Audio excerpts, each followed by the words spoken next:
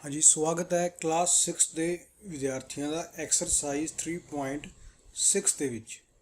Class 6th exercise 3.6।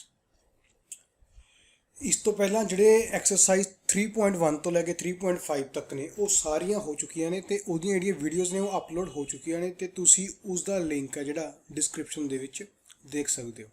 ਹੁਣ ਆਪਾਂ question number 1 start ਕਰ ਰਹੇ ਹਾਂ ਐਕਸਰਸਾਈਜ਼ 3.6 ਦਾ। ਇਹ ਕੁਐਸਚਨ ਆਪਾਂ ਇੰਗਲਿਸ਼ ਤੇ ਪੰਜਾਬੀ ਦੋਹਾਂ ਵਿੱਚ ਆਪਾਂ ਇਸ ਵੀਡੀਓ ਨੂੰ ਕੰਪਲੀਟ ਕਰਾਂਗੇ। ਹਾਂਜੀ, ਕੁਐਸਚਨ ਨੰਬਰ 1, ਸੰਖਿਆਵਾਂ ਹੇਠ ਲਿਖੀਆਂ ਦਾ MSF ਪਤਾ ਕਰੋ। Find the HCF of the following number. ਤਾਂ ਆਪਾਂ HCF ਬਾਰੇ ਪਹਿਲਾਂ ਕੁਝ ਆਪਾਂ ਡਿਟੇਲ ਦੇ ਵਿੱਚ ਪਹਿਲਾਂ ਆਪਾਂ ਜਾਣਕਾਰੀ ਪ੍ਰਾਪਤ ਕਰਾਂਗੇ HCF ਹੁੰਦਾ ਕੀ ਹੈ। ਤਾਂ ਸਭ ਤੋਂ ਪਹਿਲਾਂ ਆਪਾਂ HCF ਬਾਰੇ ਪੜ੍ਹਦੇ ਹਾਂ। HCF ਇਹਦਾ ਮਤਲਬ ਹੁੰਦਾ highest common factor. Highest common factor, H ਤੇ ਹਾਈਐਸਟ, C ਤੇ ਕਾਮਨ, F ਤੇ ਫੈਕਟਰ। ਇਹ ਇਹਦਾ ਮਤਲਬ ਹੁੰਦਾ HCF ਦਾ।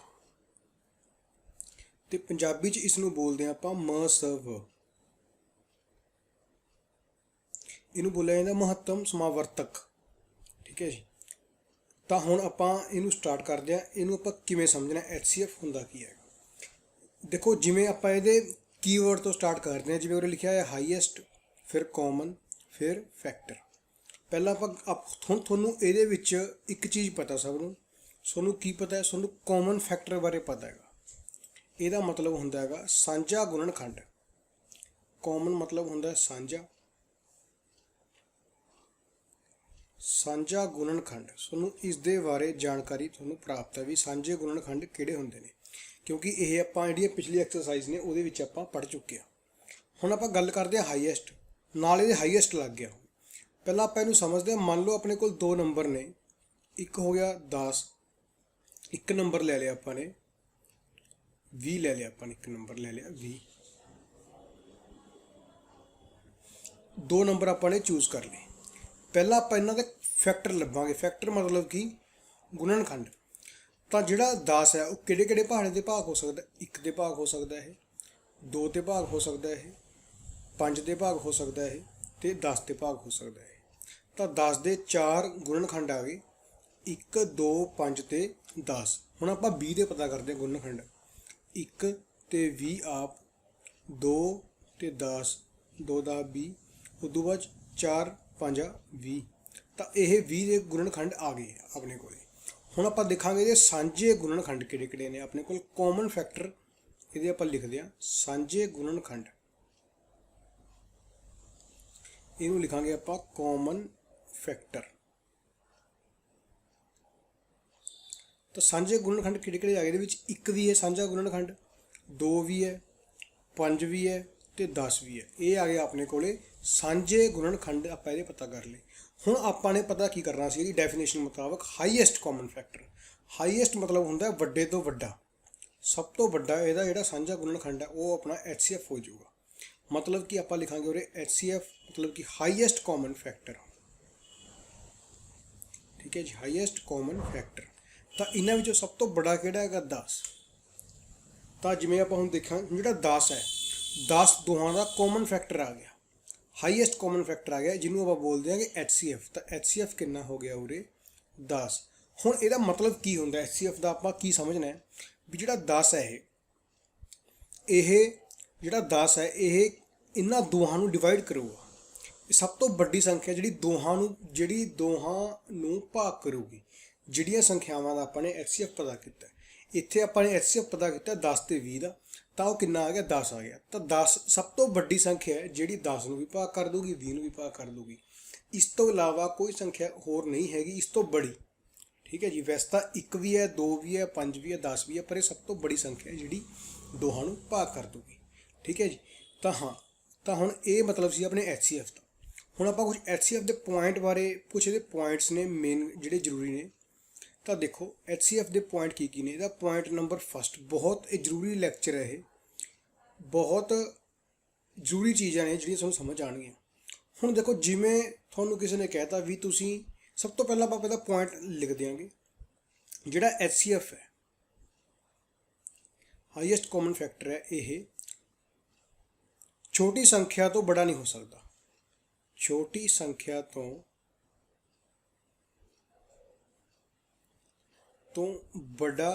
ਵੱਡਾ ਨਹੀਂ ਹੋ ਸਕਦਾ। ਦੇਖੋ ਜੀ ਇਹਦਾ ਕੀ ਮਤਲਬ ਹੈ। ਜਿਵੇਂ ਮੰਨ ਲਓ ਆਪਾਂ ਨੇ 5 ਤੇ 10 ਦਾ HCF ਪਤਾ ਕਰਨਾ ਹੈਗਾ, ਤਾਂ ਜਿਹੜਾ ਵੀ HCF ਆਊਗਾ ਉਹ 5 ਤੋਂ ਬੜਾ ਨਹੀਂ ਹੋ ਸਕਦਾ, ਕਿਉਂਕਿ ਇਹਨਾਂ ਦੋਹਾਂ ਦੇ ਵਿਚਕਾਰ ਛੋਟੀ ਸੰਖਿਆ ਕਿਹੜੀ ਹੈ, 10 ਹੈ, ਸੌਰੀ 5 ਹੈ। ਤਾਂ ਜਿਹੜਾ HCF ਹੈ ਇਹ ਤੋਂ ਬੜਾ ਹੋ ਹੀ ਨਹੀਂ ਸਕਦਾ 5 ਤੋਂ। ਠੀਕ ਹੈ ਜੀ। ਦੇਖੋ ਜੀ ਕਿਵੇਂ, ਜਿਹੜੀ ਪਿਛਲੀ ਐਗਜ਼ਾਮਪਲ ਸੀ ਆਪਣੇ ਕੋਲੇ, ਉੱਥੇ ਆਪਾਂ ਨੇ ਜਿਹੜਾ HCF ਲਿਆ ਸੀਗਾ ਉਹ ਕੀ ਲਿਆ ਸੀਗਾ, 10 ਤੇ 20 ਲਿਆ ਸੀਗਾ, ਦੋ ਸੰਖਿਆਵਾਂ ਲਈਆਂ ਸੀ, ਤਾਂ ਆਪਣਾ HCF ਕਿੰਨਾ ਆਇਆ ਸੀ, 10 ਆਇਆ ਸੀਗਾ। ਮਤਲਬ ਇਸ ਤੋਂ ਬੜਾ HCF ਹੋ ਹੀ ਨਹੀਂ ਸਕਦਾ। ਜੇ ਕੋਈ ਤੁਹਾਨੂੰ ਕਦੇ ਵੀ ਕੋਈ ਤੁਹਾਨੂੰ ਕਹਿ ਦੇ, ਹੁਣ ਇਹ ਐਪਲੀਕੇਸ਼ਨ ਕਿੱਥੇ ਕੰਮ ਆਊਗੀ, ਕੋਈ ਤੁਹਾਨੂੰ ਕਹਿ ਦੇ ਵੀ ਇਹਨਾਂ ਸੰਖਿਆ ਦਾ HCF ਪਤਾ ਕਰੋ, 10 20 25 5, ਤਾਂ ਤੁਹਾਨੂੰ ਪਤਾ ਲੱਗ ਜਾਊਗਾ ਵੀ ਜਿਹੜਾ HCF ਹੈ ਤੁਹਾਨੂੰ ਸਾਰਿਆਂ ਦੇ ਲੋੜ ਨਹੀਂ ਹੈਗੀ ਫੈਕਟਰ ਬਣਾਉਣ ਦੀ, ਤਾਂ ਤੁਹਾਨੂੰ ਪਤਾ ਲੱਗ ਜੂ ਜਿਹੜਾ 5 ਹੈ ਇਸ ਤੋਂ ਬੜਾ ਤਾਂ HCF ਹੋ ਹੀ ਨਹੀਂ ਸਕਦਾ। ਮਤਲਬ ਕਿ ਜਾਂ ਤਾਂ HCF 5 ਹੋ ਸਕਦਾ, ਜਾਂ ਇਸ ਤੋਂ ਜਿਹੜੀਆਂ ਛੋਟੀਆਂ ਸੰਖਿਆਵਾਂ ਨੇ ਉਹ ਹੋ ਸਕਦੀਆਂ ਨੇ HCF। ਤੁਸੀਂ ਪਹਿਲਾਂ 5 ਚੈੱਕ ਕਰੋਗੇ ਕਿ 5 ਦੇ ਪਹਾੜੇ ਦੇ 10 ਆਉਂਦਾ ਜੀ, 5 ਦੇ ਪਹਾੜੇ ਦੇ 20 ਵੀ ਕੱਟਦਾ ਬਿਲਕੁਲ, 5 ਦੇ ਪਹਾੜੇ ਦੇ 25 ਕੱਟਦਾ, ਇਹ ਵੀ ਕੱਟਦਾ, ਤਾਂ 5 ਤਾਂ ਕੱਟਦਾ ਹੀ ਕੱਟਦਾ। ਤਾਂ ਮਤਲਬ HCF ਕੀ ਹੋ ਗਿਆ, 5, ਕਿਉਂਕਿ ਇਸ ਤੋਂ ਬੜਾ ਤਾਂ ਕੋਈ ਸੰਖਿਆ ਹੋ ਹੀ ਨਹੀਂ ਸਕਦੀ, ਇਹ ਹਾਈਐਸਟ ਨੰਬਰ ਹੈ 5। ਤਾਂ ਇਸ ਤਰੀਕੇ ਨਾਲ ਆਪਾਂ HCF ਨੂੰ ਬਹੁਤ ਸਿੰਪਲ ਤਰੀਕੇ ਨਾਲ ਦੇਖ ਸਕਦੇ ਹਾਂ ਫਸਟ ਪੁਆਇੰਟ ਨਾਲ। ਅੱਗੇ ਆਪਾਂ ਇਹਦੇ ਹੋਰ 2 ਪੁਆਇੰਟ ਡਿਸਕਸ ਕਰਦੇ ਹਾਂ ਜਿਹੜੇ ਕਿ ਸਾਨੂੰ HCF ਪਤਾ ਕਰਨ ਦੇ ਵਿੱਚ ਮਦਦ ਕਰਨਗੇ। ਪੁਆਇੰਟ ਨੰਬਰ 2 ਕੀ HCF ਦਾ, HCF ਹੁੰਦਾ ਜਿਹੜਾ ਉਹ ਕਿਸੇ ਵੀ ਦੋ ਸੰਖਿਆਵਾਂ ਦੇ ਅੰਤਰ ਤੋਂ ਵੱਡਾ ਨਹੀਂ ਹੋ ਸਕਦਾ। ਜਿਹੜਾ HCF ਹੋਊਗਾ ਉਹ ਦੋ ਸੰਖਿਆਵਾਂ ਦੇ ਅੰਤਰ ਤੋਂ ਵੱਡਾ ਨਹੀਂ ਹੋ ਸਕਦਾ। ਇਹਦਾ ਮਤਲਬ, ਇਸ ਨਿਸ਼ਾਨ ਦਾ ਮਤਲਬ ਹੁੰਦਾ ਬੜਾ ਹੋਣਾ, ਕੀ ਤੋਂ, ਡਿਫਰੈਂਸ ਬਿਟਵੀਨ 2 ਨੰਬਰ, ਮਤਲਬ ਕਿ ਉਹਨਾਂ ਦੇ ਅੰਤਰ ਤੋਂ।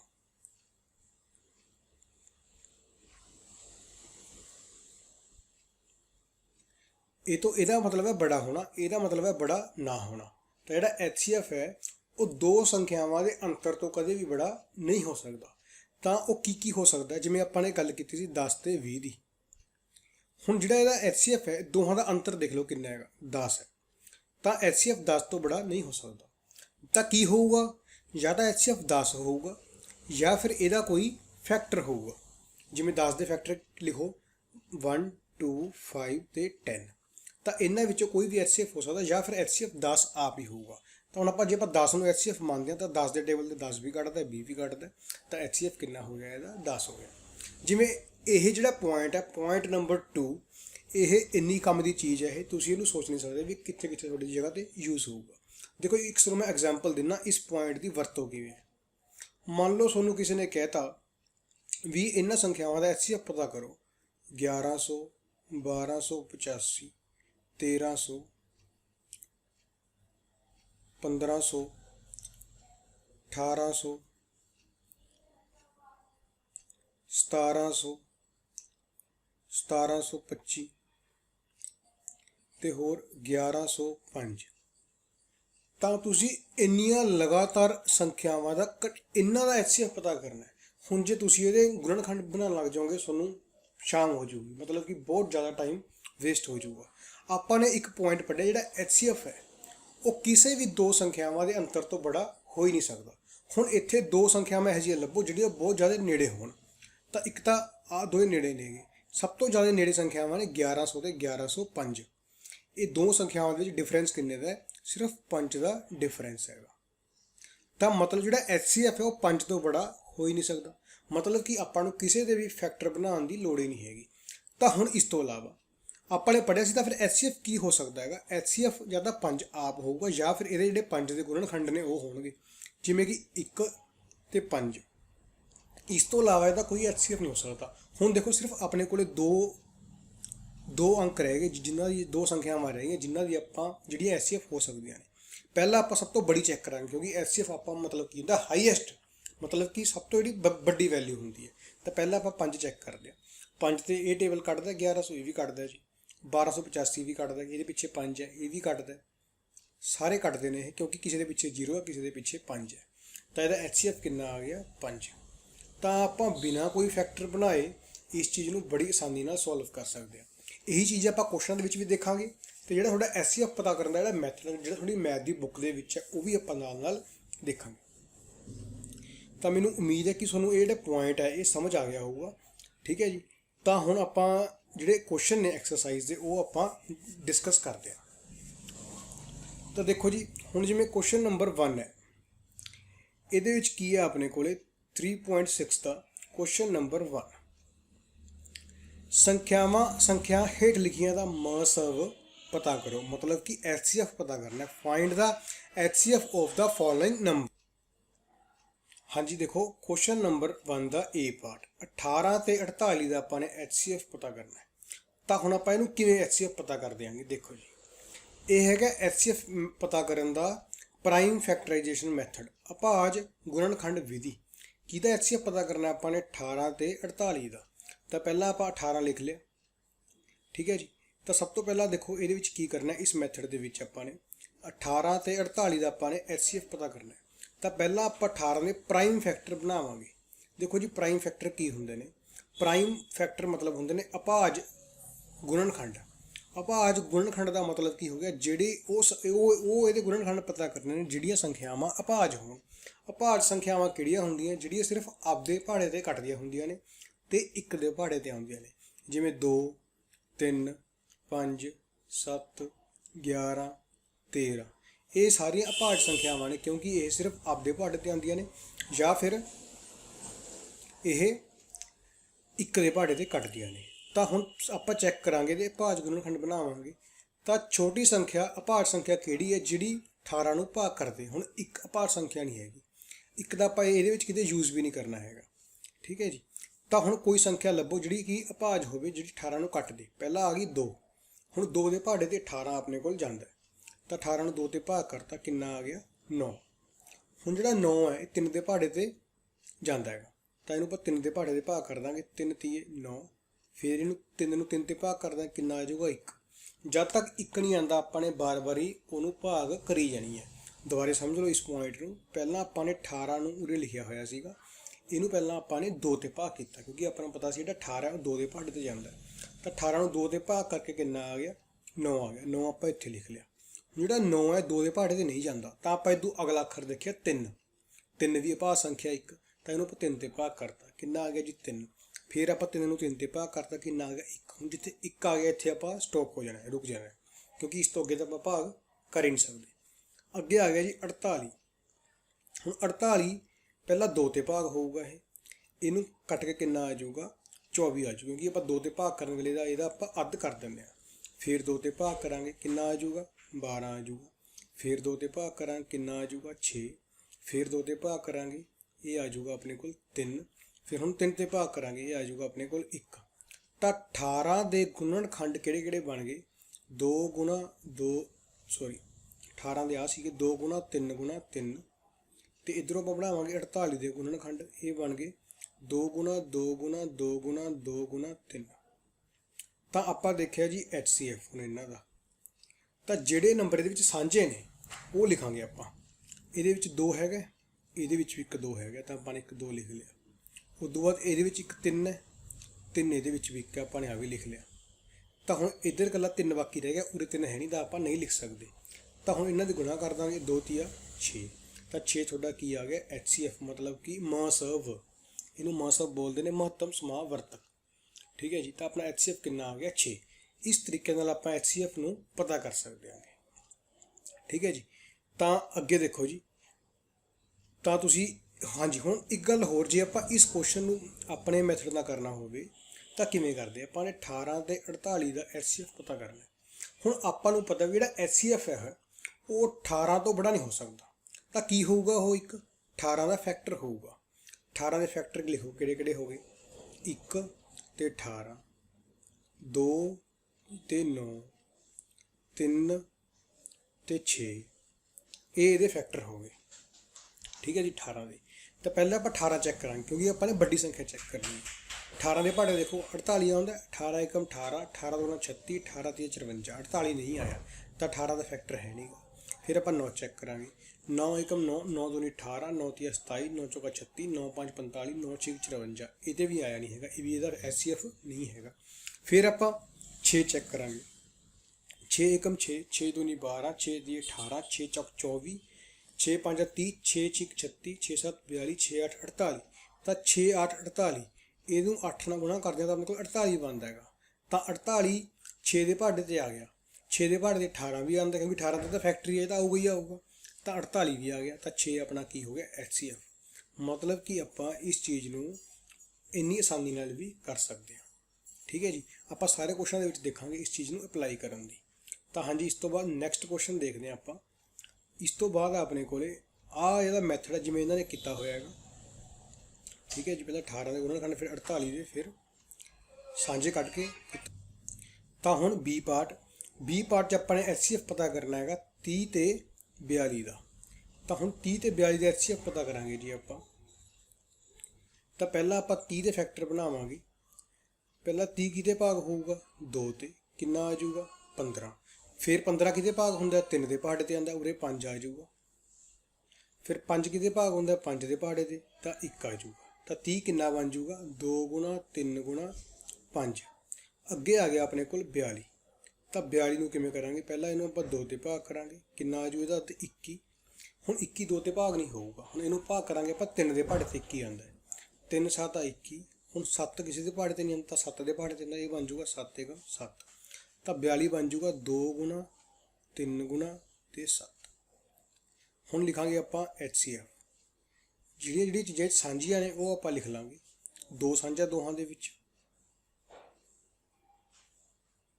ਇੱਕ 3 ਸਾਂਝਾ ਹੈਗਾ, ਤਾਂ ਆਪਾਂ ਲਿਖਾਂਗੇ 2 ਗੁਣਾ 3, ਕਿੰਨਾ ਹੁੰਦਾ ਇਹ 6। ਤਾਂ HCF ਕਿੰਨਾ ਆ ਗਿਆ ਇਹਦਾ 6। ਤਾਂ ਜਿਹੜੀ ਚੀਜ਼ਾਂ ਕਾਮਨ ਨੇ ਉਹ ਲਿਖਣੀਆਂ ਨੇ, ਫਿਰ ਉਹਨਾਂ ਦੀ ਗੁਣਾ ਕਰ ਦੇਣੀ। ਆਪਣੇ ਕੋਲ HCF ਕਿੰਨਾ ਆ ਗਿਆ 6 ਆ ਗਿਆ। ਤਾਂ ਹੁਣ ਆਪਾਂ ਆਪਣੇ ਮੈਥਡ ਨਾਲ ਦੇਖਾਂਗੇ HCF ਕਿਵੇਂ ਕੱਢ ਸਕਦੇ ਹਾਂ। ਆਪਾਂ ਨੇ ਕਿਹਦਾ ਕੱਢਣਾ 30 ਤੇ 42 ਦਾ। ਆਪਾਂ ਨੇ ਪੜ੍ਹਿਆ ਸੀ ਵੀ ਜਿਹੜਾ HCF ਹੈ ਉਹ ਸੰਖਿਆ ਤੋਂ ਬੜਾ ਨਹੀਂ ਹੋ ਸਕਦਾ, ਮਤਲਬ ਕਿ 30 ਹੋ ਸਕਦਾ ਜਾਂ ਫਿਰ ਇਹਦਾ ਫੈਕਟਰ ਹੋ ਸਕਦਾ। ਛੋਟੀ ਸੰਖਿਆ ਉਰੇ 30 ਹੈ। ਇੱਕ ਪੁਆਇੰਟ ਆਪਾਂ ਨੇ ਹੋਰ ਪੜ੍ਹਿਆ ਸੀ, ਜਿਹੜਾ HCF ਹੈ ਉਹ ਦੋਹਾਂ ਦੇ ਡਿਫਰੈਂਸ ਤੋਂ ਵੀ ਬੜਾ ਨਹੀਂ ਹੋ ਸਕਦਾ। ਦੋਹਾਂ ਦਾ ਅੰਤਰ ਕਿੰਨਾ ਹੈਗਾ 12। ਤਾਂ ਹੁਣ HCF 12 ਹੋਊਗਾ ਜਾਂ ਫਿਰ ਇਹਦਾ ਕੋਈ ਗੁਣਨਖੰਡ ਹੋਊਗਾ। ਹੁਣ ਦੇਖੋ ਆਪਾਂ 30 ਵੀ ਛੱਡ ਦਾਂਗੇ ਕਿਉਂਕਿ ਇਹਦਾ ਅੰਤਰ ਘੱਟ ਹੈ ਉਰੇ। ਜੇ ਆਪਾਂ ਉਰੇ 30 ਲੈਂਦੇ ਤਾਂ ਆਪਾਂ ਨੂੰ ਜ਼ਿਆਦਾ ਫੈਕਟਰ ਬਣਾਉਣੇ ਪੈਂਦੇ ਉਹਦੇ। ਹੁਣ ਆਪਾਂ ਨੇ ਕੀ ਲੈ ਲਿਆ 12। ਤਾਂ 12 ਦੇ ਫੈਕਟਰ ਕੱਢਾਂਗੇ ਹੁਣ ਆਪਾਂ, 1 ਤੇ 12 ਆਪ, ਉਦੋਂ ਬਾਅਦ 'ਚ 2 ਤੇ ਫਿਰ 6, ਫਿਰ 3 ਤੇ ਫਿਰ 4। ਕਿਉਂਕਿ ਇਹ ਕਿਵੇਂ ਪਤਾ ਕਰਦੇ ਆ, 1 ਗੁਣਾ 12 12, 6 ਦੂਣੀ 12, 4 ਤੀਏ 12। ਠੀਕ ਹੈ ਜੀ। ਤਾਂ ਹੁਣ ਪਹਿਲਾਂ ਆਪਾਂ ਚੈੱਕ ਕਰਾਂਗੇ ਕਿ 12 HCF ਹੈ ਜਾਂ ਨਹੀਂ ਹੈ। ਤਾਂ ਪਹਿਲਾਂ 12 ਦਾ ਪਹਾੜਾ ਪੜਾਂਗੇ, ਉਹਦੇ ਵਿੱਚ 42 ਆਉਂਦਾ ਹੈਗਾ। 12 × 12, 12 ਦੂਣਾ 24, 12 ਤੀਆ 36, 12 ਚੌਕ 48। ਤਾਂ ਇਹ ਤੇ 42 ਨਹੀਂ ਆਇਆ, ਇਹਦਾ HCF ਇਹਦਾ ਹੈ ਨਹੀਂਗਾ। ਫਿਰ ਆਪਾਂ ਚੈੱਕ ਕਰਾਂਗੇ 6 ਤੇ, 6 ਦੇ ਪਹਾੜੇ ਤੇ 42 ਆਉਂਦਾ, 6 7 42। ਤਾਂ ਮਤਲਬ ਕਿ 6 ਆਪਣਾ ਕੀ ਹੋ ਗਿਆ ਦੋਹਾਂ ਦਾ HCF ਹੋ ਜਾਊਗਾ। ਮਤਲਬ ਕਿ ਆਪਾਂ ਇਸ ਤਰੀਕੇ ਨਾਲ ਵੀ ਆਪਾਂ HCF ਨੂੰ ਪਤਾ ਕਰ ਸਕਦੇ ਹਾਂ। ਇਹ ਇੱਕ ਬਹੁਤ ਵਧੀਆ ਮੈਥਡ ਹੈ HCF ਨੂੰ ਪਤਾ ਕਰਨ ਦਾ। ਤਾਂ ਹਾਂਜੀ, ਅੱਗੇ ਦੇਖੋ ਜੀ, ਨੈਕਸਟ ਇਹਦਾ ਆ ਗਿਆ C ਪਾਰਟ।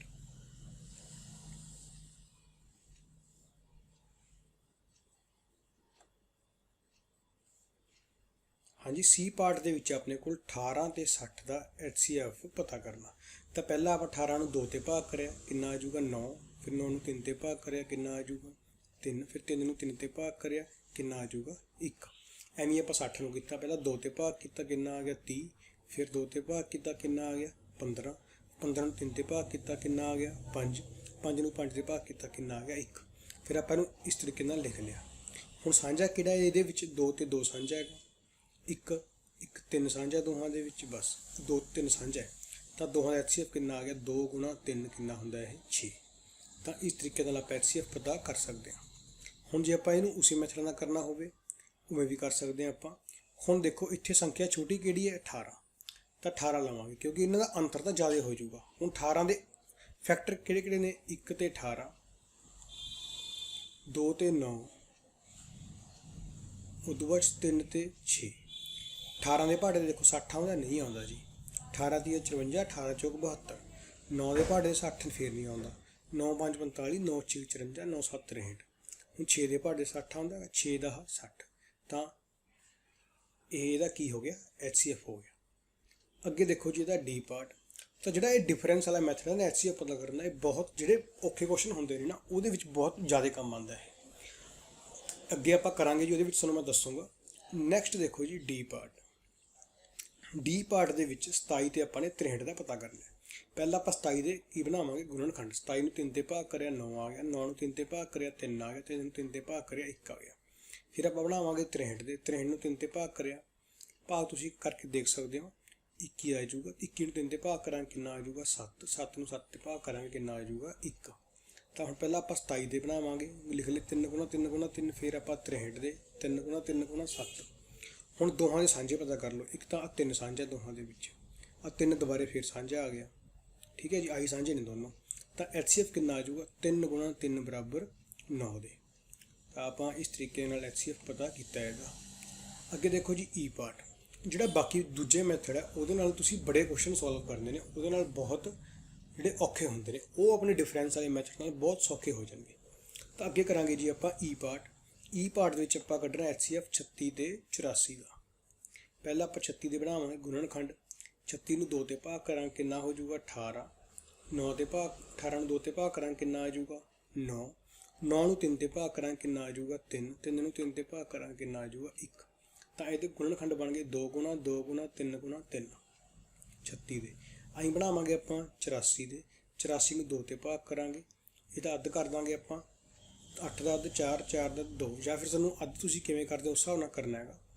2 ਦਾ ਅੱਧ ਕਰ ਦਾਂਗੇ 42 ਦਾ, 42 ਨੂੰ ਅੱਧ ਕਰ ਦਾਂਗੇ 21 ਆ ਜਾਊਗਾ। 21 ਹੁੰਦਾ 3 7 ਆ 21, 7 ਨੂੰ 7 ਤੇ ਭਾਗ ਕਰਾਂਗੇ 1 ਆ ਜਾਊਗਾ। ਤਾਂ ਆਪਾਂ ਨੇ 84 ਦੇ ਵੀ ਗੁਣਨਖੰਡ ਲਿਖ ਲਏ। ਤਾਂ ਇਹਦੇ ਵਿੱਚੋਂ ਸਾਂਝੇ ਕਿਹੜੇ ਕਿਹੜੇ ਆ ਗਏ, 2 ਗੁਣਾ 2, ਇਹਦੇ ਵਿੱਚ ਵੀ 2 ਹੈ, ਇਹਦੇ ਵਿੱਚ ਵੀ 2 ਹੈ, ਇਹ 'ਚ ਫਿਰ 2 ਹੈ, ਇਹ 'ਚ ਫਿਰ 2 ਹੈ, ਇਹ 'ਚ 3 ਵੀ ਹੈ, ਇੱਕ ਇਹਦੇ ਵਿੱਚ 3 ਵੀ ਹੈ। ਹਾਂਜੀ, ਤਾਂ 2 ਗੁਣਾ 2 ਗੁਣਾ 3 ਇਹ ਸਾਂਝੇ ਆ ਗਏ, ਤਾਂ ਇਹਦੀ ਮਲਟੀਪਲਾਈ ਹੋ ਗਈ 12। ਤਾਂ ਇਸ ਤਰੀਕੇ ਨਾਲ ਆਪਣਾ ਈ ਪਾਰਟ ਵੀ ਕਵਰ ਹੋ ਗਿਆ, ਠੀਕ ਹੈ ਜੀ। ਹੁਣ ਇੱਥੇ ਇੱਕ ਗੱਲ ਹੋਰ ਹੈ, ਜੇ ਆਪਾਂ ਇਹਨੂੰ ਦੂਜੇ ਮੈਥਡ ਨਾਲ ਕਰਦੇ ਹਾਂ, ਚਲੋ ਇੱਕ ਵਾਰ ਉਹ ਵੀ ਦੇਖ ਲਈਏ ਆਪਾਂ ਕਰਕੇ।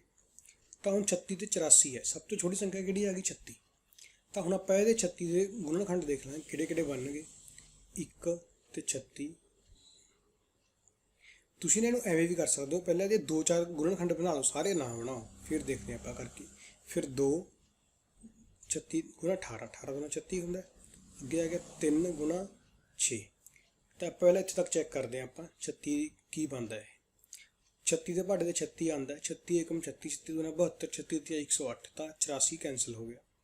ਸੌਰੀ, 36 ਦੇ ਭਾੜੇ ਦੇ 84 ਆਇਆ ਨਹੀਂ। ਤਾਂ ਅੱਗੇ ਦੇਖਾਂਗੇ ਆਪਾਂ 18 ਦਾ। 18 ਏਕਮ 18, 18 ਗੁਣਾ 36, 18 ਤੇ 54, 18 ਚੌਕ 72, 18 5 90। ਤਾਂ ਉਰੇ 84 ਫੇਰ ਨਹੀਂ ਆਇਆ ਹੈਗਾ। ਤਾਂ ਉਦੋਂ ਬਾਅਦ ਆ ਗਿਆ ਆਪਣੇ ਕੋਲ 6। 6 ਤੇ ਚੈੱਕ ਕਰੋ ਵੀ 84 ਭਾਗ ਹੁੰਦਾ ਹੈਗਾ। ਤਾਂ 84 ਨੂੰ ਆਪਾਂ 6 ਦੇ ਭਾਗ ਕਰ ਦਾਂਗੇ। 6 ਏਕਮ 6, 2 4, 6 ਚੌਕਾ 24, ਇਹ ਕੱਟ ਜੂਗਾ। ਤਾਂ 14 ਪੂਰਾ ਭਾਗ ਹੋ ਗਿਆ ਤੇ 6 ਦੇ। 6 ਦੇ ਭਾੜੇ ਦੇ ਭਾਗ ਹੋ ਗਿਆ, ਇਸ ਕਰਕੇ 6 ਦਾ ਕੀ ਹੋ ਗਿਆ HCF ਹੋ ਗਿਆ। ਸੌਰੀ ਇੱਥੇ ਇੱਕ ਆਪਣੇ ਕੋਲੇ ਮਿਸਟੇਕ ਹੋਰ ਰਹਿ ਗਈ। ਜਦੋਂ ਆਪਾਂ 36 ਨੂੰ 3 ਤੇ ਭਾਗ ਕੀਤਾ ਤਾਂ 12 ਆਣਾ ਸੀਗਾ, ਠੀਕ ਹੈ ਜੀ, ਉਰੇ 12 ਆਣਾ ਸੀਗਾ, ਇੱਥੇ ਗਲਤੀ ਨਾਲ ਆਪਣੇ ਤੋਂ 6 ਲਿਖਿਆ ਗਿਆ। ਤਾਂ ਹੁਣ 12 ਦੇ ਚੈੱਕ ਕਰੋ, 36 ਆਉਂਦਾ, 12 ਏਕਮ 12, 12 ਦੂਣਾ 24, 12 ਤੀਆ 36, ਤਾਂ HCF ਇਹਦਾ 12 ਆਊਗਾ ਜੀ, ਠੀਕ ਹੈ ਜੀ। 12 HCF ਇਹਦਾ ਬਿਲਕੁਲ ਠੀਕ ਹੈ। ਅੱਗੇ ਦੇਖੋ ਜੀ ਇਹਦਾ F ਪਾਰਟ।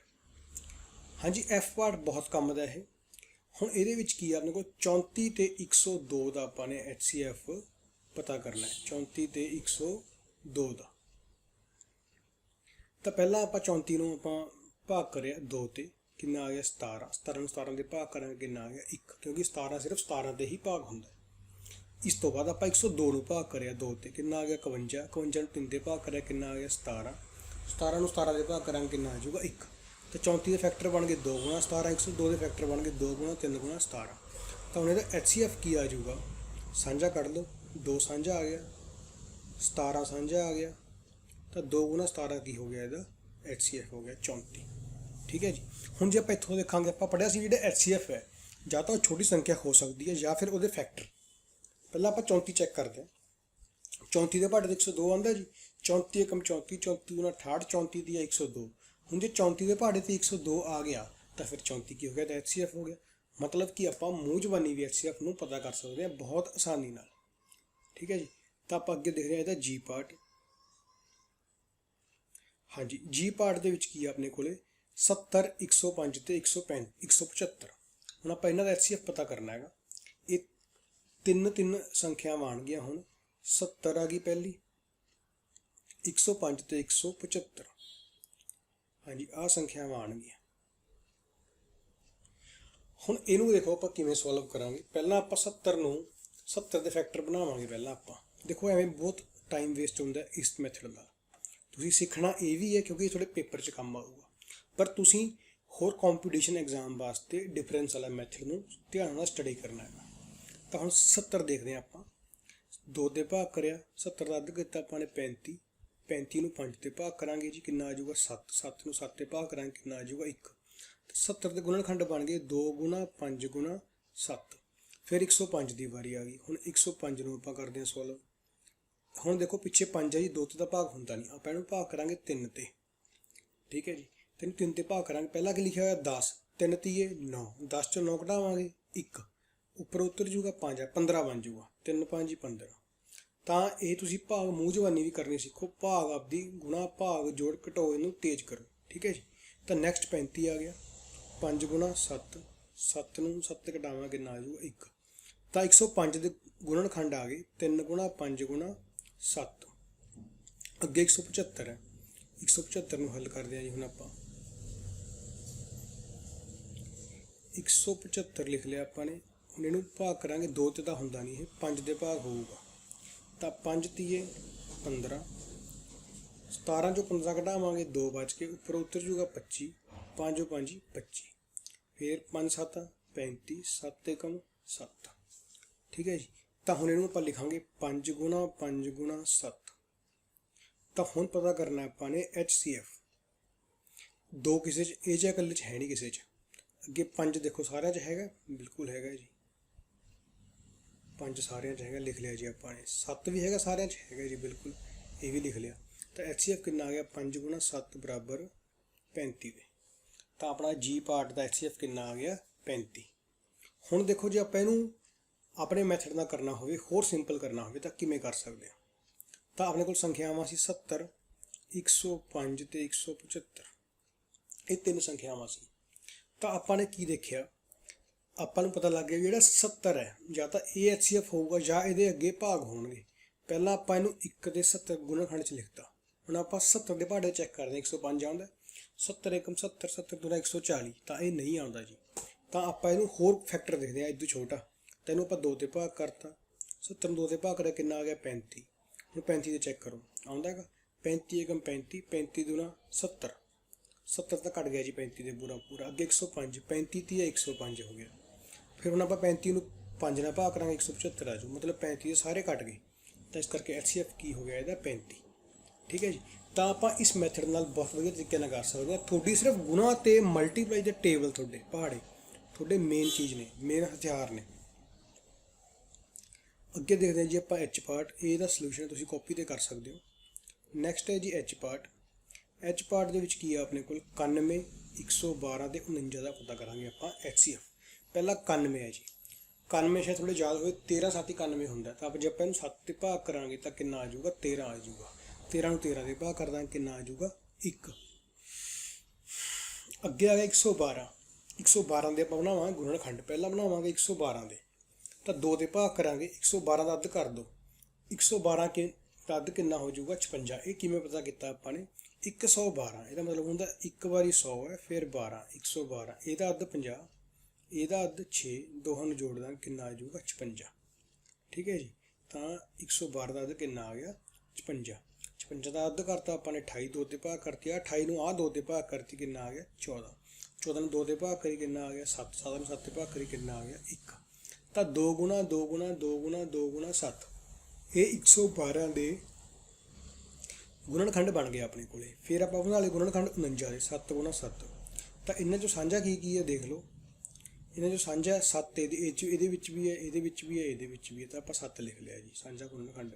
ਹੋਰ ਅੱਗੇ ਕੀ ਆ ਗਿਆ 13। 13 ਕਿਸੇ ਹੋਰ 'ਚ ਨਹੀਂ ਹੈਗਾ, ਤਾਂ ਕਰਕੇ ਇਹਦਾ ਗੁਣਨਖੰਡ ਕਿੰਨਾ ਰਹਿ ਜਾਊਗਾ ਸਾਂਝਾ ਗੁਣਨਖੰਡ HCF ਕਿੰਨਾ ਆ ਜਾਊਗਾ 7। ਤਾਂ ਠੀਕ ਹੈ ਜੀ। ਤਾਂ ਇਹ ਆਪਣਾ ਕੁਐਸਚਨ ਸੀਗਾ HCF ਕਿੰਨਾ ਆ ਗਿਆ 7। ਹੁਣ ਦੇਖੋ ਇਸ ਕੁਐਸਚਨ ਨੂੰ ਜੇ ਆਪਾਂ ਨੇ ਹੋਰ ਤਰੀਕੇ ਨਾਲ ਕਰਨਾ ਹੁੰਦਾ ਕਿਵੇਂ ਕਰਦੇ ਆਪਾਂ। ਹਾਂਜੀ HCF ਸੀਗਾ 91 ਦਾ, 112 ਦਾ ਤੇ 49 ਦਾ। ਤੁਸੀਂ ਇਹਨਾਂ ਦੋਹਾਂ 'ਚ ਅੰਤਰ ਦੇਖੋ ਕਿੰਨਾ ਆ ਰਿਹਾ ਇਹਨਾਂ ਦੋਹਾਂ ਦੇ ਵਿੱਚ।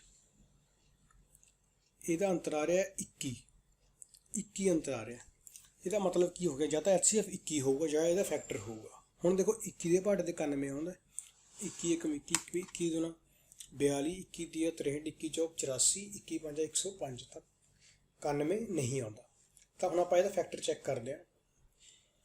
ਇਦੋਂ ਬਾਅਦ ਹੁੰਦਾ ਇਹਦਾ 1 ਗੁਣਾ 21 ਦੇ ਸੀਗਾ, ਇਦੋਂ ਬਾਅਦ ਸੀਗਾ ਇਹਦਾ 3 ਗੁਣਾ 7, 7 ਦੇ ਪਹਾੜੇ ਤੇ 91 ਵੀ ਆਉਂਦਾ, 112 ਵੀ ਆਉਂਦਾ, 49 ਵੀ ਆਉਂਦਾ। ਤਾਂ ਇਹਦਾ HCF ਕਿੰਨਾ ਹੋ ਗਿਆ 7। ਤਾਂ ਹੁਣ ਆਪਣਾ H ਪਾਰਟ ਕੰਪਲੀਟ ਹੋ ਗਿਆ। ਅੱਗੇ ਆਪਾਂ ਕਰਦੇ ਹਾਂ ਇਹਦਾ I ਪਾਰਟ। ਇਹ ਤੁਹਾਡਾ ਹੋਮਵਰਕ ਹੈ ਜੀ, ਤੁਸੀਂ ਆਪ ਕਰਨਾ। ਜੇ ਨਹੀਂ ਨਿਕਲੂ ਫਿਰ ਤੁਸੀਂ ਵੀਡੀਓ ਦੇ ਵਿੱਚੋਂ ਦੇਖ ਸਕਦੇ ਹੋ। ਆਪਾਂ ਨੇ HCF ਪਤਾ ਕਰਨਾ ਹੈ 18 ਦਾ, 54 ਦਾ ਤੇ 81 ਦਾ, ਆਪਦੇ ਆਪ ਕਰਨਾ ਹੈ ਜੀ, ਠੀਕ ਹੈ ਜੀ। ਤਾਂ ਇਸ ਤਰੀਕੇ ਨਾਲ ਆਪਣਾ I ਪਾਰਟ ਤੁਸੀਂ ਖੁਦ ਕਰਨਾ ਹੈ। ਨੈਕਸਟ ਹੈ ਜੀ J ਪਾਰਟ, ਇਹ ਵੀ ਤੁਸੀਂ ਆਪ ਟਰਾਈ ਕਰਨਾ ਹੈ। ਤਾਂ ਇਹ 2 ਪਾਰਟ ਤੁਹਾਡਾ ਹੋਮਵਰਕ ਨੇ ਜੀ, ਤੁਸੀਂ ਆਪ ਖੁਦ ਟਰਾਈ ਕਰਕੇ ਫਿਰ ਜੇ ਨਾ ਹੋਵੇ ਤਾਂ ਵੀਡੀਓ ਆਪਾਂ ਤੁਸੀਂ ਦੇਖ ਸਕਦੇ ਹੋ। ਤਾਂ ਹਾਂਜੀ, ਆਪਣੇ ਇਹ ਕੁਐਸਚਨ ਨੰਬਰ 1 ਸੀਗਾ ਜਿਹੜਾ ਕੰਪਲੀਟ ਹੋ ਗਿਆ। ਤਾਂ ਆਪਾਂ ਇੱਥੇ ਹੀ ਇਸਦਾ ਐਂਡ ਕਰਦੇ ਹਾਂ ਵੀਡੀਓ ਦਾ। ਨੈਕਸਟ ਵੀਡੀਓ ਦੇ ਵਿੱਚ ਆਪਾਂ ਅੱਗੇ ਜਿਹੜੇ ਕੁਐਸਚਨ ਨੇ ਉਹ ਕਰਾਂਗੇ, ਠੀਕ ਹੈ ਜੀ। ਤਾਂ ਸਾਰਿਆਂ ਦਾ ਥੈਂਕ ਯੂ, ਧੰਨਵਾਦ।